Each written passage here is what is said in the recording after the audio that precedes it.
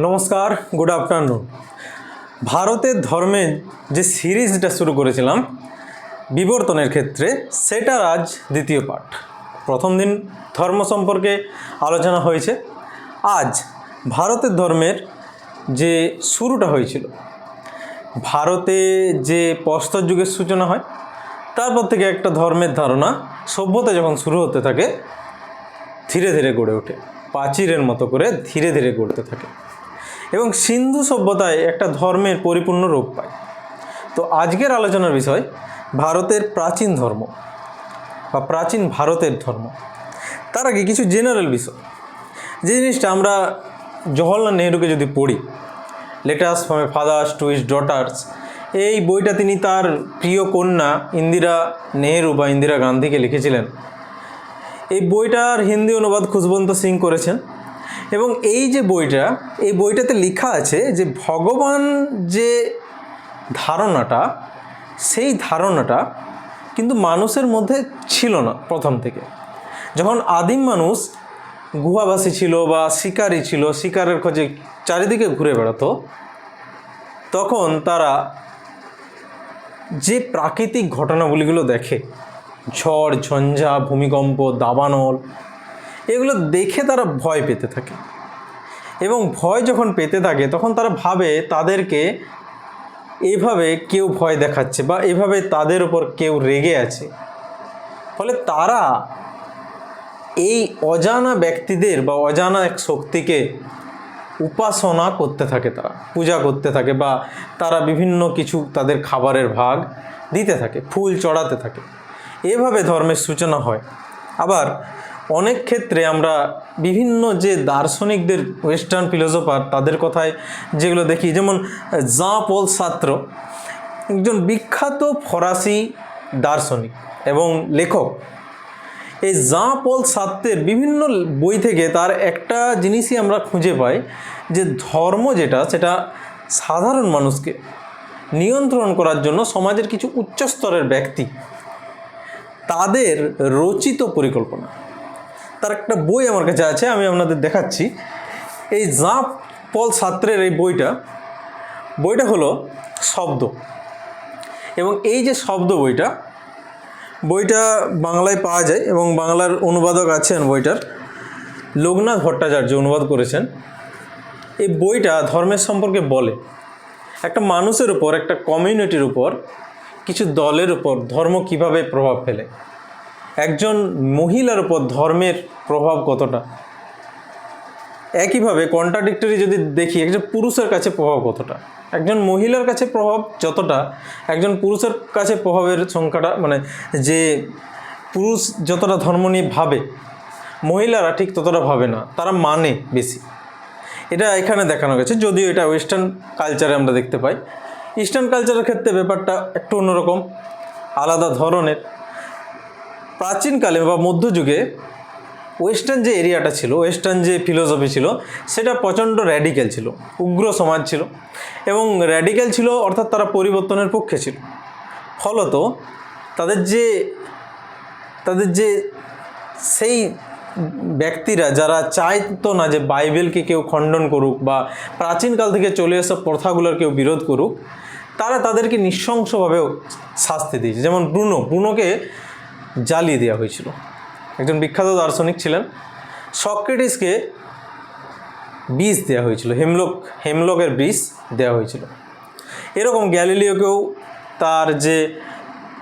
তার যে বাইবেলের বিরুদ্ধে তিনি কথা বলেছিলেন, বা তিনি বলেছিলেন যে পৃথিবী গোল বা পৃথিবী সূর্যকে চারিদিকে ঘুরছে কেন্দ্র করে, তো এইসব তার যে কথাগুলো, এই জন্য তাকে শাস্তি পেতে হয়েছিল, তাকে কারারুদ্ধ করা হয়েছিল এবং তাকে প্রকাশ্যে ক্ষমা চাওয়ার মতো ব্যাপার ঘটেছিল। কিন্তু ভারতীয় যে ধর্ম, ভারতীয় দর্শন, সেরকম উগ্রতা খুব আমরা কম দেখতে পাই।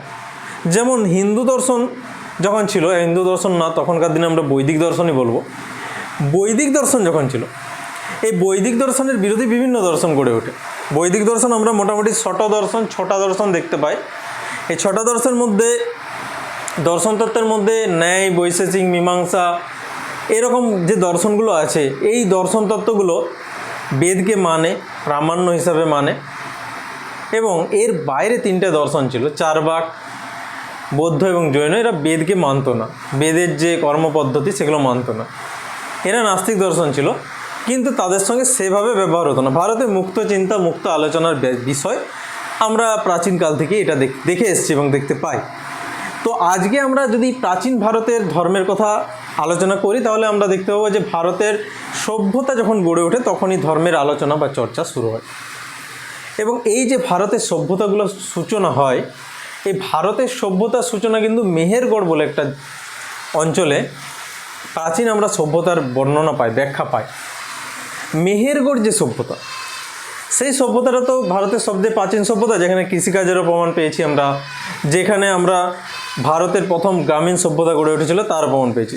একজন ফরাসি প্রত্নতত্ত্ববিদ 1974 খ্রিস্টাব্দে আসেন, সে যা ফাঁসোয়া জারিজ, এবং তিনি এসে এই যে মেহেরগড় সভ্যতাটা সেটার খনন করেন এবং পান যে এই মেহেরগড় সভ্যতাটাই ছিল পৃথিবীর প্রাচীনতম সভ্যতা, যেখানে কৃষিকাজ করা হতো, যেখানে কার্পাস চাষও করা হতো। ফলে বস্ত্র যে শিল্প সেটারও বিকাশ ঘটেছিল কুটির শিল্পরূপে। এই মেহেরগড় সভ্যতা থেকে ধর্মের একটা আমরা বা রীতিনীতির একটা ব্যাপার আমরা দেখতে পাই। সেখানে যখন মানুষজনের মৃত্যুর পর মানুষকে সমাধিস্থ করা হতো, বা সমাধিস্থ করার সময় মানুষজনকে তার সাথে তার যে প্রিয় জিনিস সেগুলোকেও সমাধিস্থ করা হতো।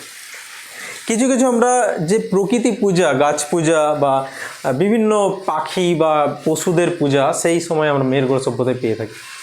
যদিও সে সময় মূর্তি পূজার প্রচলন ছিল না বলেই ঐতিহাসিকদের প্রত্নতাত্ত্বিক খনন থেকে জানা যায়। হরপ্পা সভ্যতাতেও একই বিষয় আমরা দেখতে পাই। যখন মেহেরগড় সভ্যতা থেকে ধীরে ধীরে ভারত নগর সভ্যতায় প্রবেশ করছে, মেহেরগড় সভ্যতা মোটামুটি 8000 খ্রিস্টপূর্বাব্দের সভ্যতা, মানে আজ থেকে প্রায় আমরা যদি ধরতে চাই তাহলে প্রায় 10,000 বছর আগের সভ্যতা। এবং এই যে 10,000 বছর আগের সভ্যতাটা, সেইখানে আস্তে আস্তে ধর্মের বিকাশ শুরু হয়। সিন্ধু সভ্যতার মানুষও মূর্তি পূজা করতো না, মূর্তি পূজা করতে জানতো না।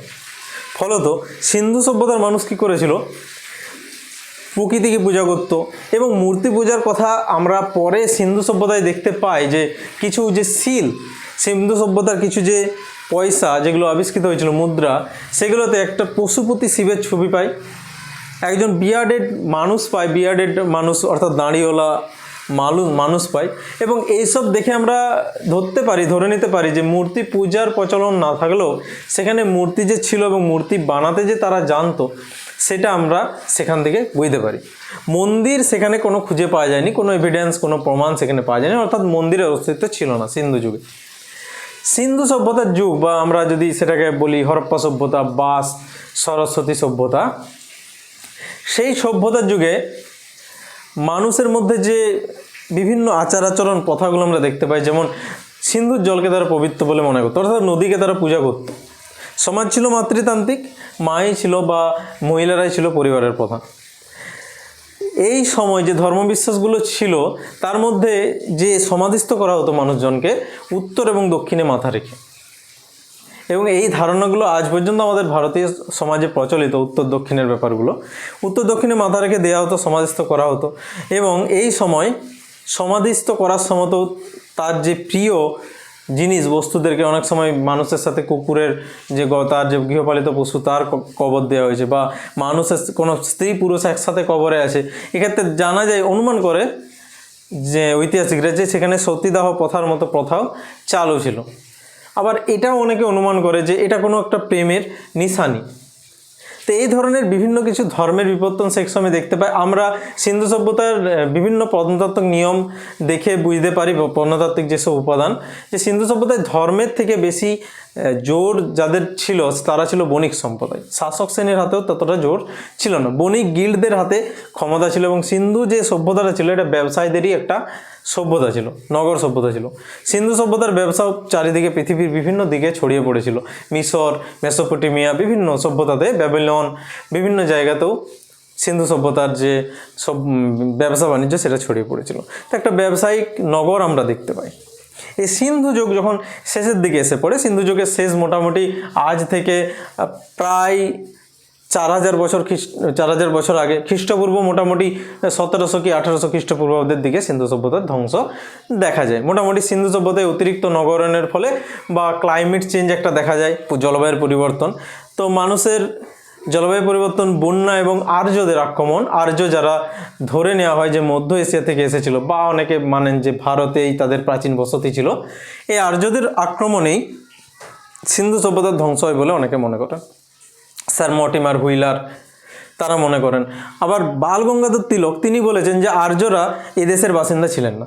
তিনি বলেছেন আর্যরা এসেছিল সুমের প্রদেশ থেকে। সুমের অর্থাৎ যে উত্তর মেরু, 90 ডিগ্রি উত্তর মেরুর থেকে, সেখান থেকে ফিনল্যান্ড, নরওয়ে, এইসব জায়গা থেকে তারা এসেছিলেন। আবার ম্যাক্স মুলার সাহেব, যিনি ভারতের প্রাচীন ইতিহাস নিয়ে বিভিন্ন দিক থেকে চর্চা করেছেন, এই ম্যাক্স মুলার সাহেব বলেছেন যে আর্যরা এসেছিল মধ্য এশিয়া থেকে। তো বিভিন্ন এই ধরনের মতবাদ আছে এবং তাদের মধ্যে মতভেদও আছে। এই আর্যরা যখন ভারতে আসে তখন সিন্ধু সভ্যতার একটা ধ্বংস হয়, তাদের বিচার আচার সমস্ত কিছু, ধর্মের প্রণালী সমস্ত কিছু ধ্বংস হয়। আর্যরা ভারতে আসে এবং আর্যদের ধর্ম পালন, আর্যদের ধর্মচর্চা শুরু হয়, এবং আর্যদের ধর্মচর্চার কথা আমরা লিখিত উপাদান পাই, লিখিত প্রমাণ পাই।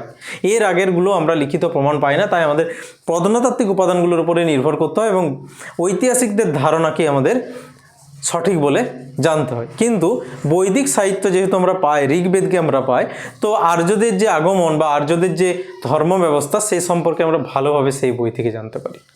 তারা যে আগের সিন্ধু সভ্যতার ধর্ম পালন করত মানুষ, সেটাকে সম্পূর্ণভাবে খণ্ডন করেন এবং তারা যজ্ঞ, পশু বলি ইত্যাদি নানা রকম জিনিস চালু করেন।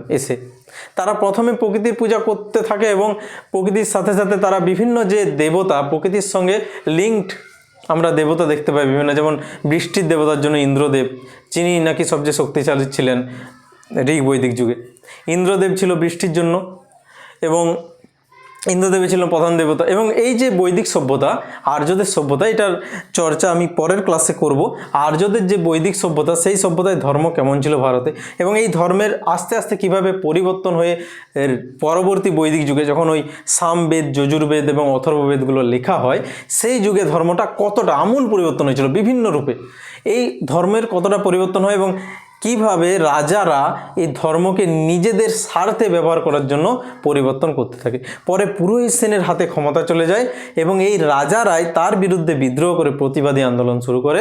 ফলত আমরা দেখতে পাই রাজাদের বংশ থেকেই গৌতম বুদ্ধ, মহাবীর জৈন, পার্শ্বনাথ, বিভিন্ন যে ব্যক্তিবর্গ তারা উঠে আসে এবং নতুন নতুন ধর্মের, বেদের বিরুদ্ধে, ঈশ্বরের বিরুদ্ধে নয়, বেদের বিরুদ্ধে নতুন ধর্মের সৃষ্টি বলবো না, নতুন নতুন তত্ত্বের সৃষ্টি করেন এবং মানুষের মধ্যে একটা জ্ঞান ছড়িয়ে পড়তে থাকে এইসব বিষয়ে।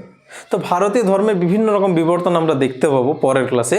আর্যদের ইতিহাস এবং আর্যদের সময়ে ভারতের ধর্মের কথা আমরা দেখতে পাবো, বেদের যুগে ইতিহাসের কথা আমরা দেখতে পাবো। তো আজকের মতো ক্লাস এখানেই, আজকের মতো চর্চা এখানেই সারা। ক্লাস কেমন লাগছে অবশ্যই কমেন্ট বক্সে জানিও, তোমাদের মতামত সেটাও জানিও। ঠিক আছে, তো চলো আজকের মতো এখানেই ভিডিওটা শেষ করলাম।